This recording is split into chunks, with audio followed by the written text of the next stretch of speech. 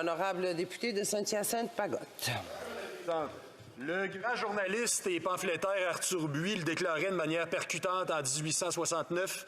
La République, c'est le gouvernement des hommes, la monarchie, celui des enfants. Gouvernement des enfants, en effet, ou système de gouvernance qui assume pleinement n'être jamais arrivé à maturation sur le plan démocratique. Un système de gouvernance qui l'affirme haut et fort et officialise sans gêne, qui repose non pas sur les urnes, mais sur un pouvoir de droit divin, un pouvoir qui n'a aucune légitimité outre la transmission des privilèges de génération en génération. Un système ouvertement opposé à la souveraineté populaire au profit de la seule souveraineté royale, héréditaire et religieuse de surcroît. Nombreux et nombreuses sont ceux et celles qui ignorent que cette Chambre, pourtant, prétendument siège de la démocratie canadienne, débute quotidiennement ses travaux sur une prière en honneur de la monarque ou du monarque du moment, qui est également, rappelons-le, chef de l'Église anglicane. Nombreux et nombreuses sont ceux et celles qui ignorent qu'encore aujourd'hui, en 2022, un ou une élue doit prêter serment non pas à ceux et celles qui lui ont fait l'honneur de lui confier le mandat de les représenter au Parlement, mais à Sa Majesté, à laquelle il faut jurer fidélité. Nombreux et nombreuses sont ceux et celles qui ignorent que le monarque britannique est aussi chef d'État du Canada et que la sanction des lois que nous votons ici tombe sous la responsabilité de la gouverneure générale représentante de la monarchie. C'est d'ailleurs cette gouverneure générale qui présente les orientations politiques à venir dans ce qu'on appelle le discours du trône et qui doit être consultée avant que le premier ministre ne puisse déclencher des élections. Et j'ajoute, nombreux et nombreuses ignorent, à la suggestion du député de Rosemont, la petite patrie, que les nouveaux arrivants sont obligés de prêter serment également au roi maintenant. Les comportements médiatisés de plusieurs tenanciers et tenancières du poste de gouverneur général nous rappellent bien l'hubris du train de vie royal. Cela n'est pas d'ailleurs sans évoquer ces mots du marquis de Sade. La fin de ce règne, si sublime d'ailleurs, est peut-être une des époques de l'Empire où l'on vit le plus de ces fortunes obscures qui n'éclatent que par un luxe et des débauches aussi sourdes qu'elles. Le monarchisme est un régime antidémocratique qui sépare systémiquement l'État de la communauté, qui dépèce le peuple de ses leviers décisionnels et lui supprime ses droits collectifs. Il érige aussi l'opacité en guise de régime politique. Un régime qui repose sur des siècles de pillage et d'esclavage. La monarchie britannique, c'est le soutien d'Élisabeth I au navigateur John Hawkins, qui se fait donner un navire en récompense des 300 esclaves qu'il avait ramenés lors de ce premier voyage. La monarchie britannique, c'est l'intensification de la traite de personnes en Afrique, au nom du pouvoir et de la richesse de la famille royale sous Charles II, par le biais de la compagnie Royal Adventurers into Africa, à laquelle fut accordé un monopole de 1000 ans sur les côtes africaines. Puis en 1663, ce monopole a été étendu à la traite des esclaves capturés en Afrique. La monarchie britannique, c'est la Royal African Company of England qui, entre 1672 et 1731, aura transporté plus de 187 000 esclaves. Tout ça pour de l'or, pour de l'ivoire et pour des peaux. Le premier ministre, qui est pourtant champion des cérémonies politiques d'excuses larmoyantes, n'en parle pas souvent. Pire encore, il nous dit que c'est pas une vraie affaire.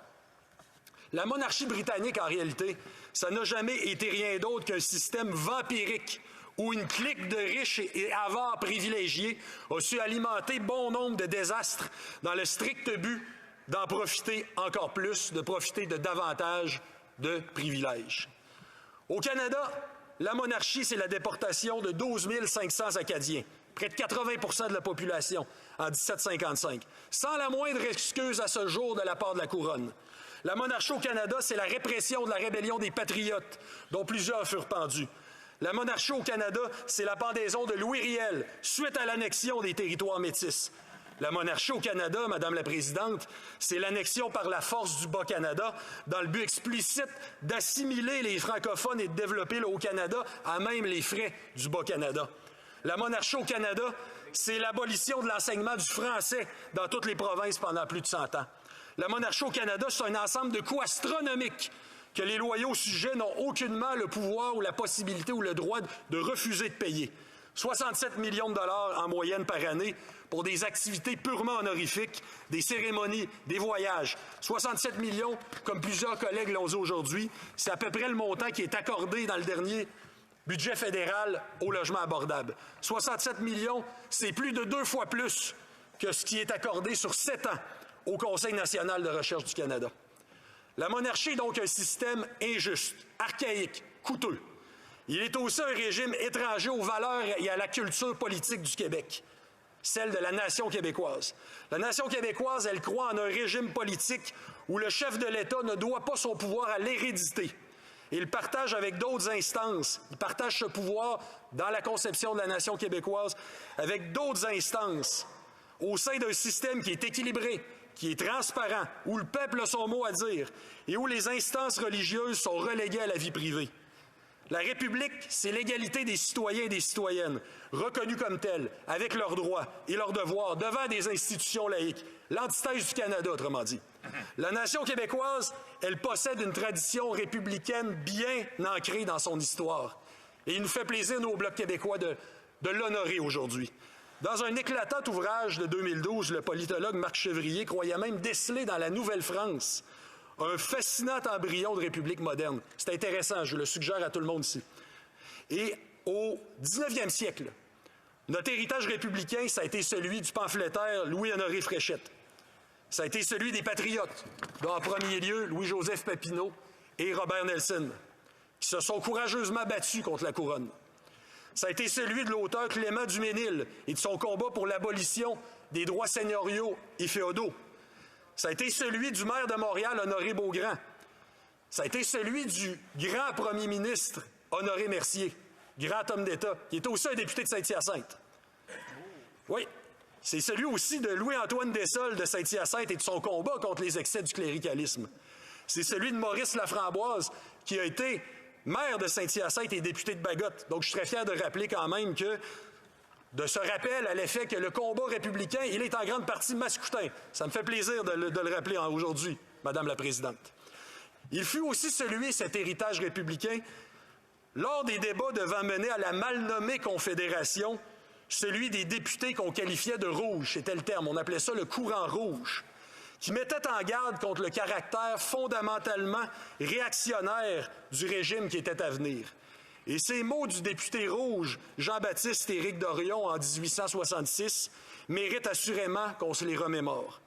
Je le cite. « On veut créer une monarchie, de la noblesse, un vice-roi et du clinquant. Je suis alarmé de la position que l'on veut nous faire, car l'extravagance, on veut passer à la folie avec tous ces projets ridicules et absurdes. » Voilà qui nous rappelle, Madame la Présidente, à quel point le Parti libéral du Canada a complètement oublié ses racines, qu'il les a complètement trahis, s'il s'en rappelle. Au 20e siècle, notre héritage républicain, c'est celui de journalistes et d'écrivains, des Godefroy Langlois, d'Ève Circé-Côté, d'Oliver Asselin, de Jules Fournier, d'André Laurendeau, j'en passe. C'est le flambeau de ce combat républicain qu'il faut aujourd'hui reprendre. Choisissons la souveraineté populaire plutôt que la souveraineté royale. Abolissons la monarchie. Vive la République. Merci, Madame la Présidente. Le secrétaire parlementaire. Madame la Présidente, pendant la période de questions précédente, on a entendu que le modèle préféré pour le Bloc, c'est de ne pas avoir de monarque, mais plutôt d'avoir un autre chef d'État élu. Bref, le député d'avant disait qu'on devrait élire un président. Comme ça, on aurait un premier ministre et un président. Ce député bloquiste peut-il confirmer que c'est la position du Bloc québécois? Peut-il expliquer pourquoi ce n'est pas inclus dans la motion aujourd'hui? Député de Saint-Hyacinthe-Bagotte. Parce que ce n'est pas ce que la motion dit. La motion, elle veut que la Chambre mandate le gouvernement de lancer les démarches. C'est aussi simple que ça. Après ça, la forme que ça prendra, l'idée même de République, je sais que c'est un peu étranger pour un gouvernement canadien qui est fier de sa monarchie. Je sais que c'est un petit peu extraterrestre comme concept, que c'est peut-être dur à comprendre, mais l'idée même aussi, c'est de consulter le peuple. L'idée de la souveraineté populaire, c'est que les gens l'écriront leur propre constitution, ils feront leur propre choix, ils décideront des institutions qu'ils veulent, mais quand on est issu du colonialisme britannique, j'imagine que ça nous échappe un peu.